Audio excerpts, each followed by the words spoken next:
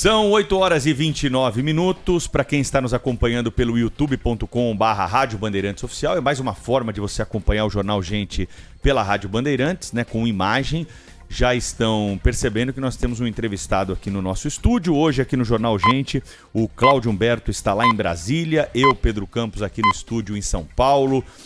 No segundo andar do edifício Radiantes, que fica na rua Radiantes, jornalista José Paulo de Andrade, aqui no Morumbi, na Zona Sul de São Paulo, estamos recebendo o Tenente Maxwell, da Defesa Civil do Estado de São Paulo, que vai conversar com a gente aí sobre o trabalho da Defesa Civil em tragédias como essa aí do Rio Grande do Sul e também falar um pouco sobre o trabalho da Defesa Civil aqui de São Paulo, que foi muito demandado, e eu queria começar por aí, viu, Tenente, a nossa entrevista. Bom dia pro senhor, seja bem-vindo aqui ao estúdio primeiro. Bom dia, Pedro, bom dia a todos que nos acompanham, prazer estar com vocês aqui. Pode falar um pouquinho mais perto do microfone, ótimo, que vai ficar melhor sua voz no rádio. Claro.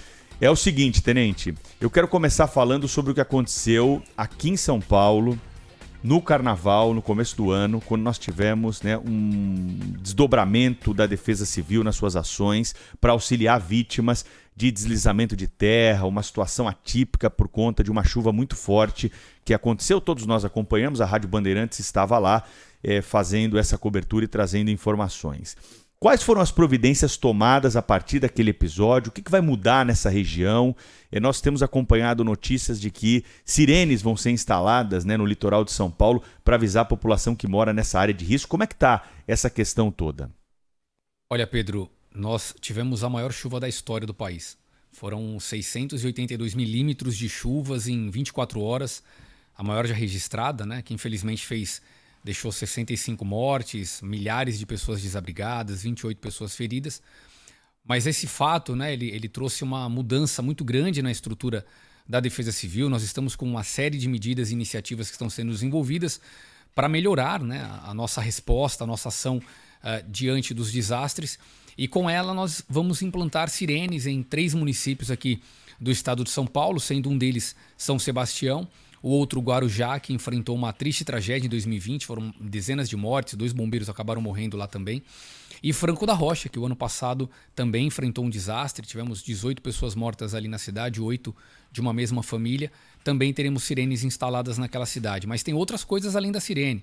Nós estamos agora com um radar meteorológico americano, um radar tecnológico que chegou aqui já em São Paulo, vai ser instalado ali em Ilhabela, um investimento de mais de 10 milhões de reais do governo do estado. Outros 9 radares pretendem ser adquiridos, né? Nós pretendemos adquiri-los nos próximos anos para melhorar, principalmente, a nossa previsão meteorológica. A gente entende que cada vez mais a gente tem que alertar a população com antecedência e com uma informação bem precisa. Como é que está essa questão da sirene? É uma licitação isso? Já foi aberta a licitação? Tem concorrência para instalar essas sirenes? Nós publicamos ontem o edital, convidando as empresas que desejam participar. No dia 10 de outubro, no mês de outubro, 16 de outubro, esses envelopes serão abertos, então as empresas fazem a oferta, né? É uma concorrência para menor preço. Elas fazem a oferta, aquela que tiver o menor preço dentro dos parâmetros que estão estabelecidos no edital, ela vence. E aí nós vamos então para a parte de assinatura de contrato e ela tem um prazo para entregar e instalar esses equipamentos.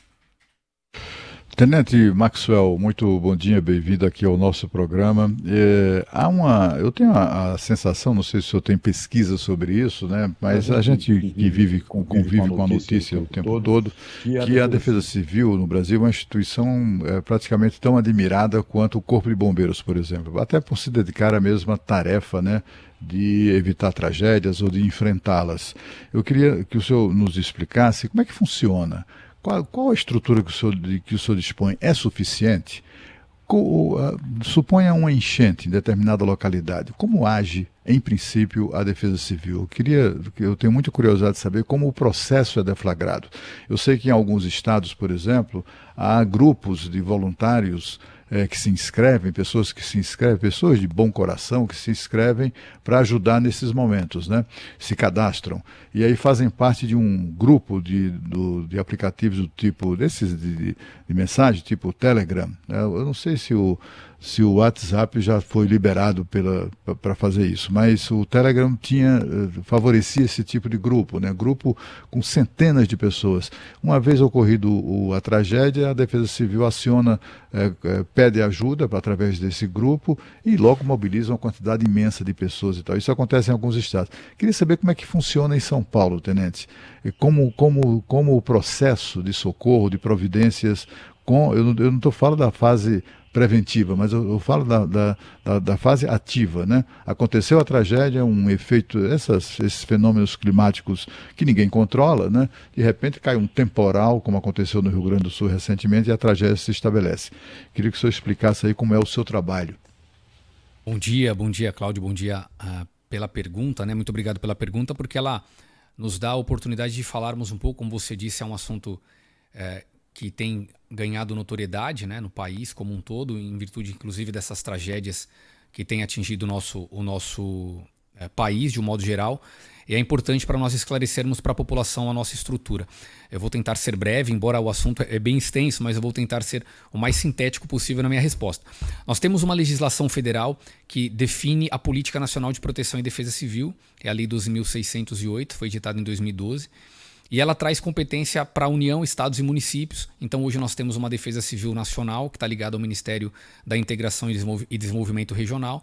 E aí cada estado tem a sua própria Defesa Civil e os municípios também devem ter as suas defesas civis constituídas.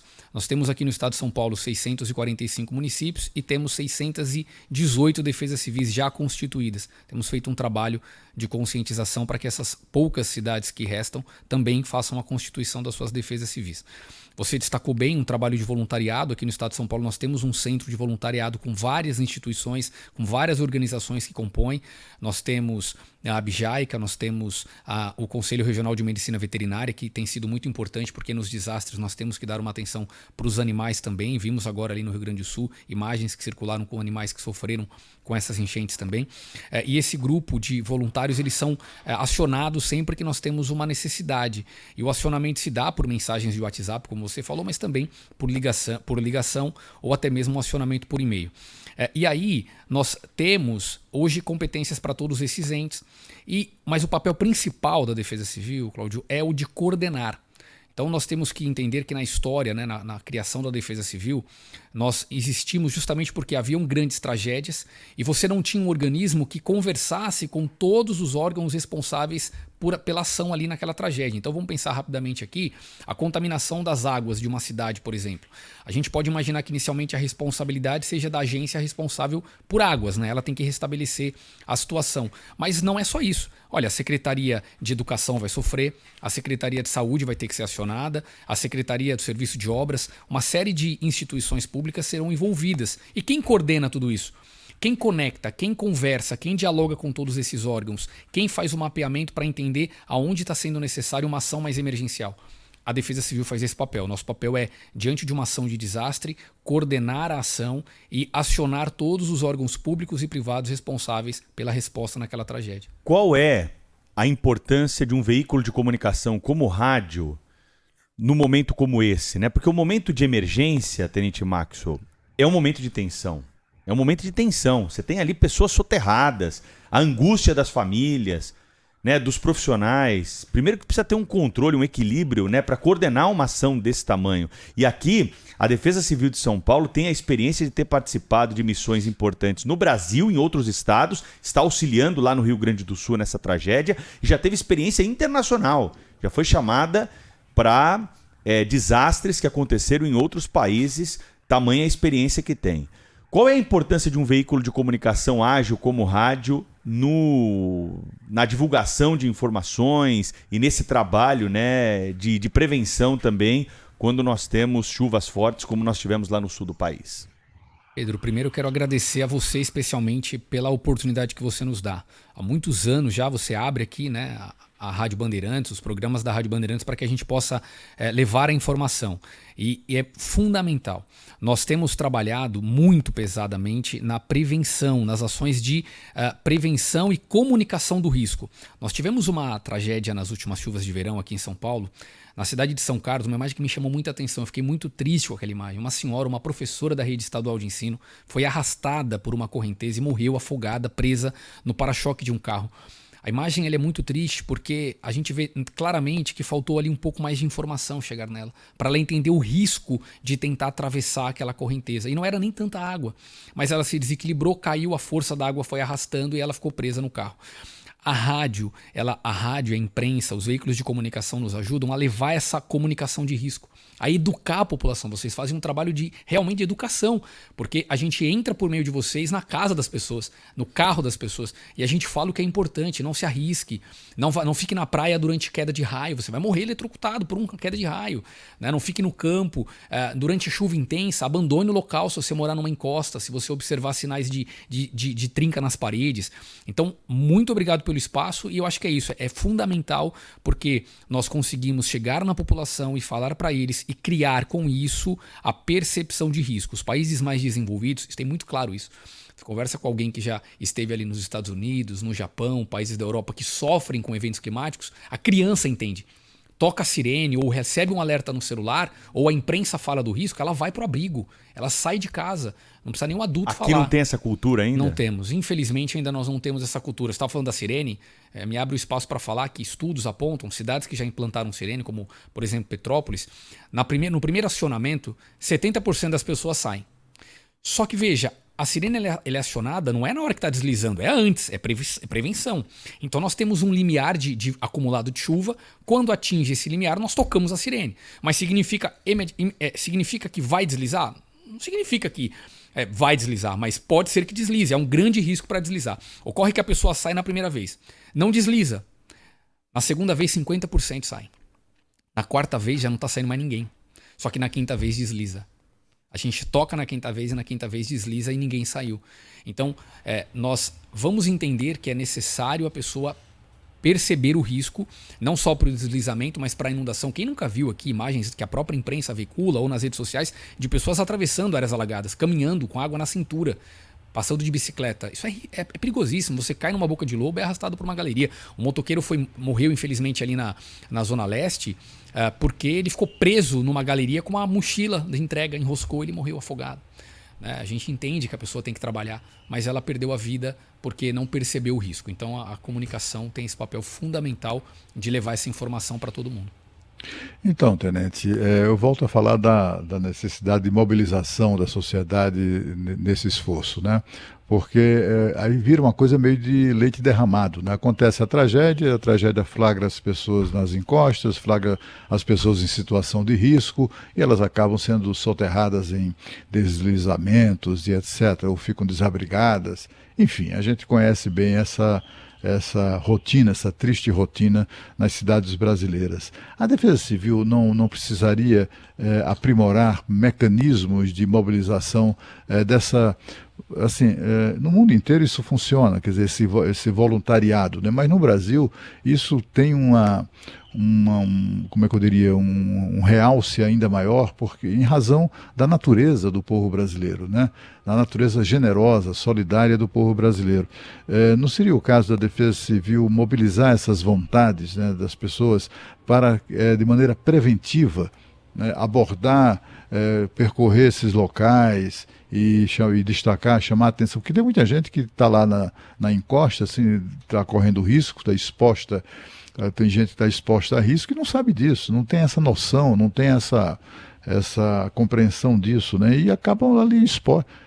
Pô, consegui, aqui a minha casinha, não sei o que, meu barraco. Ele nem está sabendo, nem passa pela cabeça que ele pode ser vítima de uma tragédia.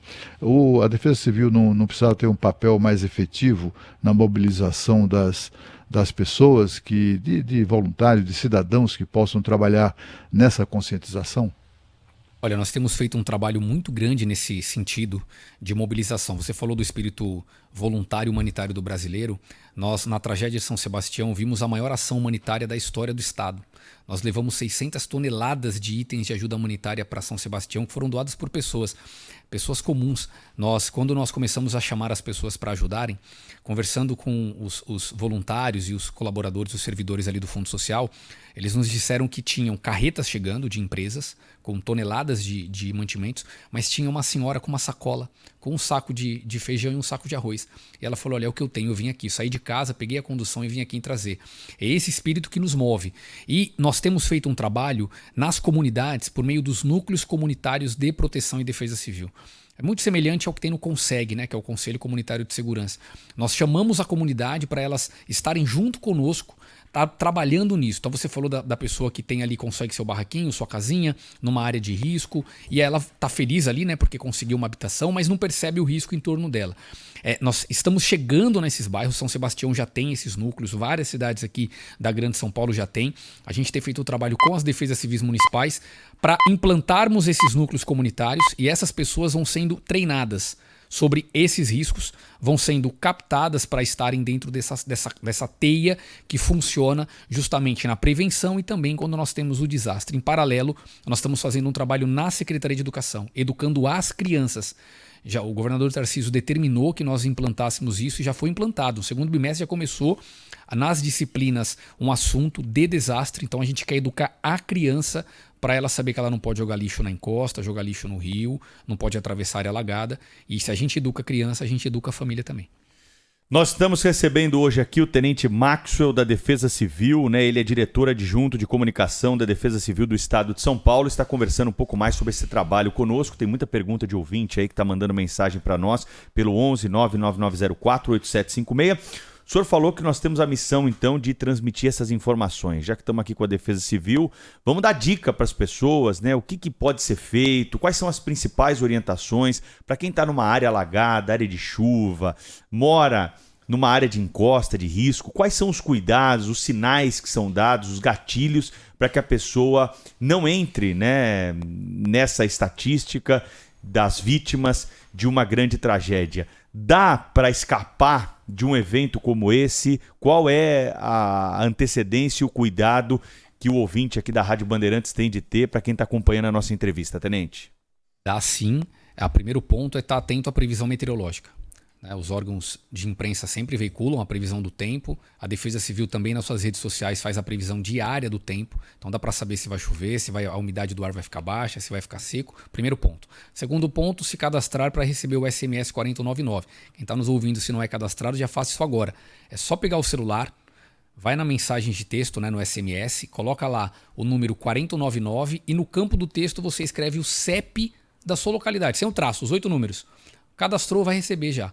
Ah, mas eu quero que ele receber daqui do trabalho. Tem custo? Zero, sem custo. Nem pacote de dados não usa.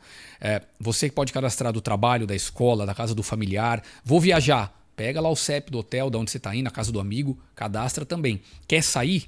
Só enviar uma mensagem com o CEP e escrever sair embaixo. Você não para de receber a mensagem daquele local que você não quer mais.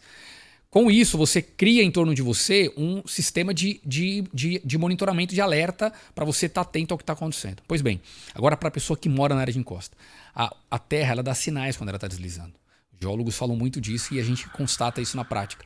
Então, quando o solo está começando a ficar encharcado, ele está saturado pela quantidade imensa de chuva, ele começa a deslizar. E aí tem sinais aparentes.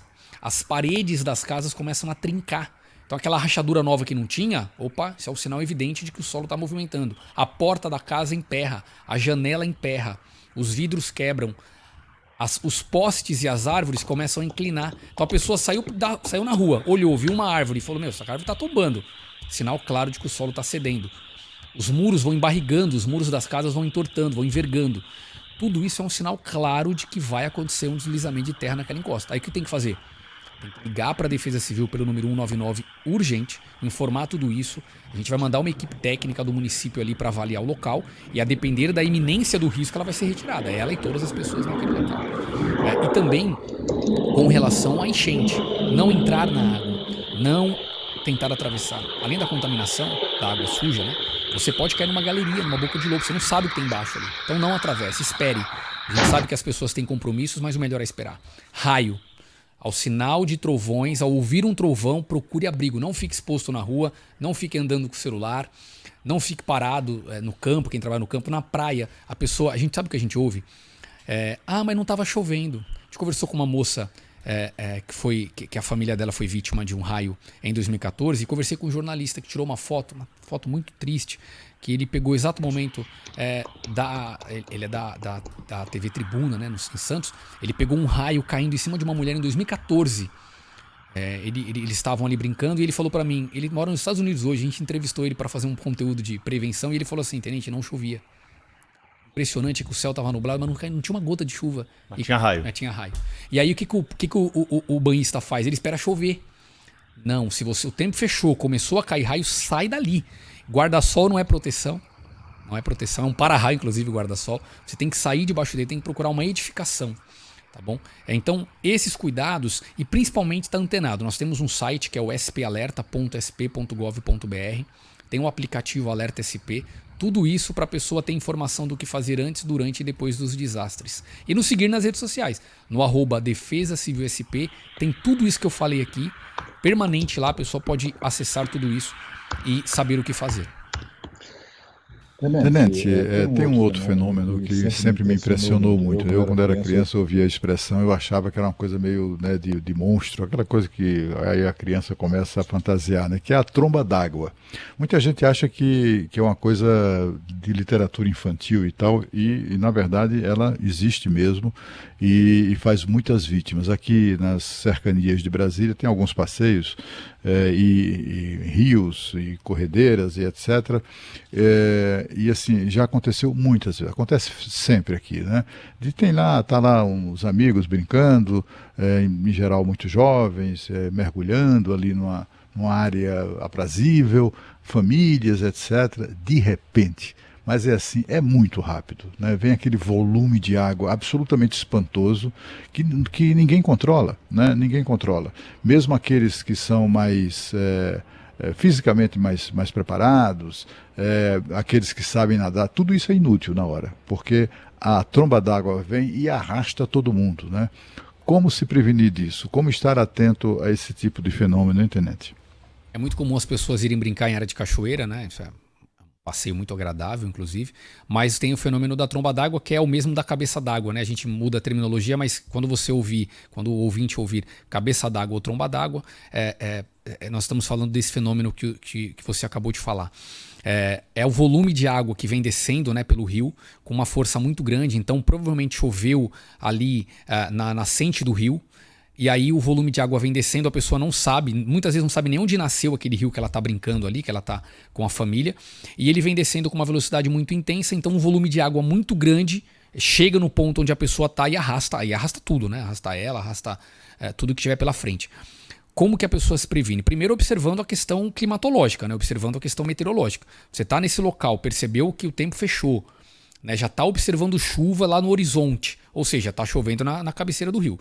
Esse é o primeiro ponto, já é importante sair imediatamente. Segundo, quando esse volume vem vindo no leito do rio, ele traz as folhas. Então, quando a pessoa estiver na água, de forma prática, didática, você observou folha seca, graveto, pedaço de pedra rolando na água, saia, mas é imediatamente. Saia de lá porque em seguida, em poucos minutos, uma tromba d'água vai passar e vai sair levando tudo. E você falou bem, não tem como resistir. Vai ser arrastado, impressionante, vai ser levado, né? Cachoeira abaixo. É impressionante, a força da água é muito impressionante. Exatamente. E é súbito, é uma coisa que acontece assim de um instante para o outro. Num piscar de olhos, já tem aquele volume de água de uma hora para outra. Que é impressionante. E em Brasília, muitas famílias choram seus mortos em razão desse fenômeno.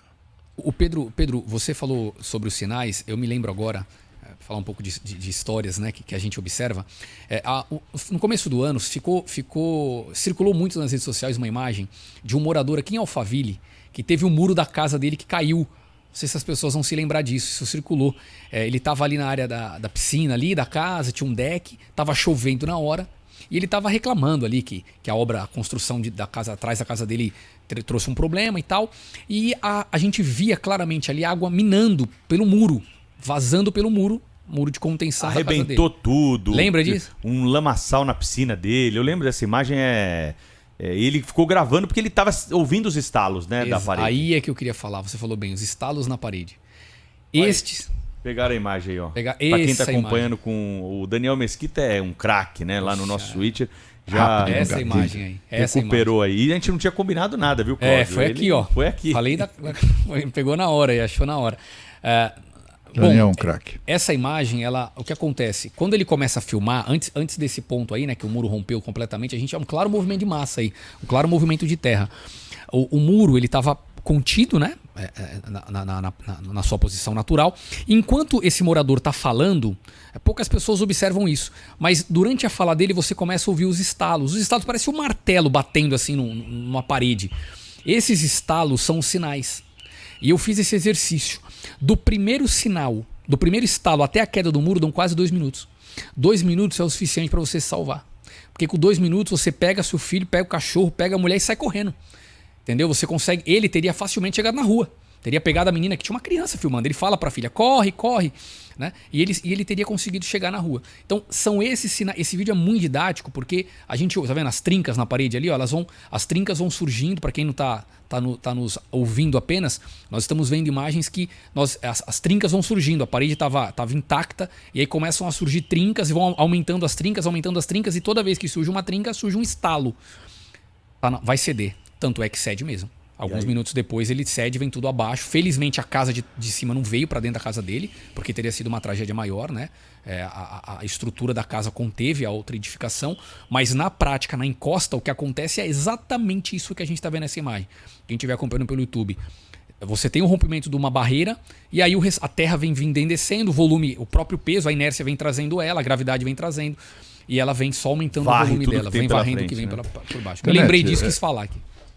Tenente Maxwell, esse setor, né, o segmento aí dos governos municipais, estaduais e federal dedicados ao enfrentamento de situações como essa, sempre é histórico no Brasil, né? Há uma queixa de que os recursos aplicados ou previstos nos orçamentos são recursos insuficientes quando não são aplicados, né? Há governos, por exemplo, que frequentemente ouvem esse tipo de crítica, né? Poxa vida, aconteceu agora essa tragédia, foram lá dar uma verificada e o governo não gastou um único centavo em obras de prevenção a desastres naturais, etc. Eu queria saber do senhor, não quero que o senhor faça, não estou pedindo que o senhor faça proselitismo político aqui, não é isso. Mas o que eu gostaria de saber é isso, é sobre questão de orçamento.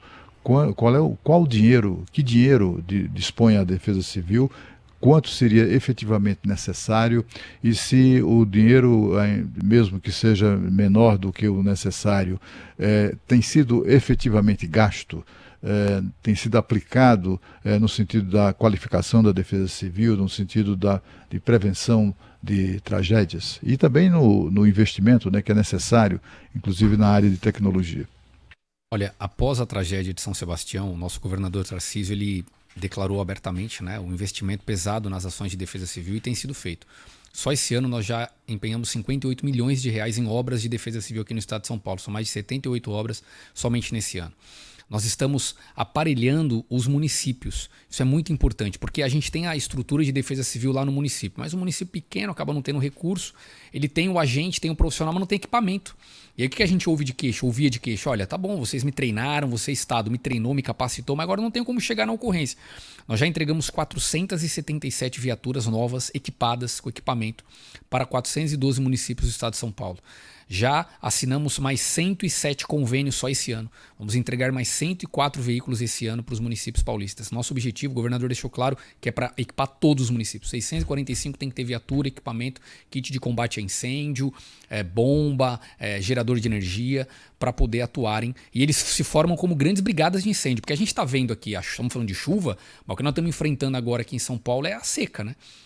Choveu ontem, mas hoje já começa o tempo a ficar quente, umidade do ar baixa, essa próxima semana vai ser quente, com baixa umidade do ar, o El Niño está aí, estamos falando dele, a gente acabou não falando aqui de questões climatológicas, mas são elas que têm trazido toda essa mudança no país, no mundo todo, a Líbia enfrentando 20 mil mortos. Coisa terrível lá na Líbia, né? 20 mil mortos por inundação, aí no Marrocos terremoto, aí no Havaí incêndio, aí na Europa, pessoas morrendo por calor extremo, nunca registrado antes na história, nos últimos 130 anos da história da Inglaterra, um calor tão grande assim. Então observa que o mundo está um grande caldeirão.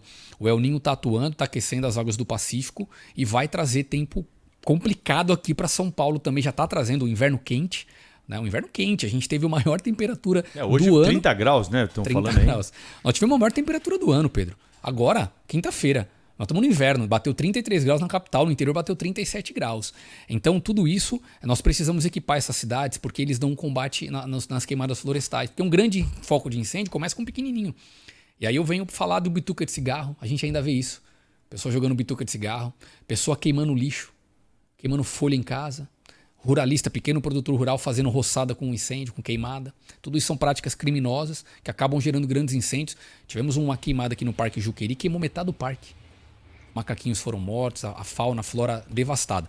Então, nós investimos, são quase 100 milhões de reais já investidos em equipamentos, 58 milhões investidos em obras. O radar que está chegando, que vai ser instalado em Ilhabela, custou 10 milhões de reais aproximadamente. A instalação das sirenes vai custar cerca de 4 milhões de reais. E nós estamos também melhorando os mapeamentos de risco, atualizando esses documentos. Então, junto com a Secretaria do Meio Ambiente, atualizando esses documentos. É claro que quanto mais recursos, melhor. Claro. Né? Nós estamos criando um fundo da Defesa Civil. Isso vai ser muito importante aqui para o Estado de São Paulo, porque a gente vai poder captar recurso direto. Então, se instituições privadas, se organismos quiserem fazer doações, nós vamos conseguir captar por meio de um fundo. A gente está contando, inclusive, com o apoio da Assembleia Legislativa para criarmos essa lei e aprovarmos esse fundo, que vai ser fundamental para captar recursos justamente para ações preventivas. Tenente, para a gente finalizar, não sei se o Cláudio tem mais uma aí, mas vai lá, Cláudio, antes. Eu ia perguntar do Rio Grande do Sul, só da atuação da Defesa Civil, mas o Cláudio vai antes aí com a última pergunta dele. Vai, Cláudio. É só para fazer uma consideração, Tenente Max, eu não sei porque o senhor é diretor adjunto, deveria ser o diretor principal de comunicação, talvez até o diretor da própria Defesa Civil. Aí foi uma entrevista muito, de fato, muito esclarecedora. Eu só queria que o senhor informasse aqui ou repetisse os meios, os mecanismos de comunicação da população com a Defesa Civil. Telefone, redes sociais, enfim, eu queria que o senhor compartilhasse isso com esses dados com os nossos ouvintes. Primeiro eu quero agradecer o elogio, né? Ainda estou longe de ser o diretor, a nossa diretora, a nossa Major Cláudia, mandar os cumprimentos a ela, o nosso coordenador Coronel Engel, que tem conduzido brilhantemente as ações aqui no Estado de São Paulo. Inclusive ele é o presidente nacional do Conselho de Gestores de Defesa Civil, ele representa todos os coordenadores de todos os estados. Os meios de comunicação, então vamos lá. Primeiro, se cadastrar para receber o alerta. Então, mandar uma mensagem de texto para o número 40199, no campo da mensagem coloca o CEP da localidade. Posso cadastrar quantos? Quantos quiser. Só não pode colocar todos os CEPs de uma vez, tá? Tem que mandar uma mensagem por vez, com todos os CEPs que queira receber. E não vai ficar recebendo spam não, tá? Por favor, vai receber só o alerta com a mensagem do alerta ali de chuva intensa, queda de raio, umidade baixa do ar. O segundo ponto é o número de emergência. Para onde eu ligo? 199. Tem que estar anotado aí, porque a gente tem um 90 da Polícia Militar, tem um 93 do Bombeiro, tem um 92 do SAMU e um 199 da Defesa Civil, no caso de emergência. Nossas redes sociais, @Defesa Civil SP. Eu quero comemorar aqui com vocês. Nós batemos 100 mil seguidores ontem, chegamos na marca de 100 mil seguidores e queremos ampliar. Sabe por quê? Não é só pelo número de seguidores, mas é pela mensagem que a gente transmite. Nós conseguimos alcançar 3 milhões de visualizações no último alerta. Significa que 3 milhões de pessoas receberam informação importante para preservarem suas vidas, que é isso que a gente faz todo dia lá. A gente trabalha para preservar a vida da população aqui do Estado de São Paulo. Então, a rede social @Defesa Civil SP, o número 199 para ligar e o 4099 para receber mensagem. Para a gente finalizar então, como é que estão os trabalhos lá no Rio Grande do Sul? Uma tragédia, né, que nós acompanhamos nas últimas semanas por causa da chuvarada. Qual o balanço que a Defesa Civil de São Paulo faz do auxílio que está dando para os amigos gaúchos? Olha, nós, em contato, né, com o governador Eduardo Leite, os secretários aqui do Estado de São Paulo fizeram uma reunião com ele para passar essa experiência toda. Você falou da experiência, Pedro. São Paulo realmente tem uma experiência muito grande em gestão de desastres. E após essa reunião, então, decidiu-se que nós enviaremos equipes. Tem 2 equipes lá. Mandamos ajuda humanitária. Saíram 4 caminhões aqui. Levaram 20 toneladas de ajuda humanitária para lá. E equipes que estão lá a semana inteira. O que eles têm relatado é um cenário devastador. Infelizmente, a cidade de Mussum foi inteiramente destruída, a cidade de Roca Salles. Nós estamos nessas 2 cidades, foram as mais atingidas, o maior número de mortes estão lá. O cenário devastador, eles estão se reconstruindo. E a nossa experiência ali é justamente para ajudá-los com gestão de abrigo, gestão de estoque de logística humanitária, a coordenação sistêmica, quais secretarias precisam ser acionadas, como pedir recurso. Muitos municípios não sabem como é que pede recurso para o governo federal, como é que pede recurso para o governo estadual. Tem o trâmite burocrático, a gente está ensinando isso lá para eles e vou mandar uma outra equipe. A equipe que foi volta amanhã e uma nova equipe parte amanhã, vai para Porto Alegre de avião, pega as viaturas que estão lá e segue para Roca Salles e para Mussum. Nós vamos ficar lá, nós vamos ajudar eles mais um tempo, nós voltaríamos, mas eles falaram, a gente precisa de vocês aqui, precisa de São Paulo ajudando a gente aqui, nós vamos continuar mais um pouco lá. Tenente Maxwell, muito obrigado, né, por estar hoje conosco, dando alertas, dicas, falando um pouco sobre o trabalho da Defesa Civil aqui para os ouvintes do Jornal Gente da Rádio Bandeirantes. Foi um prazer recebê-lo aqui, até uma próxima oportunidade, e qualquer sinal de alerta, temos os microfones aqui apostos, né, para transmitir essas informações, ajudar nessa prestação de serviço, salvar vidas, né, orientar a população a respeito daquilo que a Defesa Civil precisa divulgar para o público. Muito obrigado e bom sábado aí para o senhor. Nós agradecemos a oportunidade, Pedro, Cláudio, muito obrigado a todos vocês, amigos da Rádio Bandeirantes. O Grupo Bandeirantes sempre um grande amigo da Defesa Civil, da Polícia Militar, do Corpo de Bombeiros, das ações, né, de segurança do Estado de São Paulo. Muito obrigado, conte conosco. E se precisar, a gente volta sim. Um ótimo sábado a todos. Trânsito.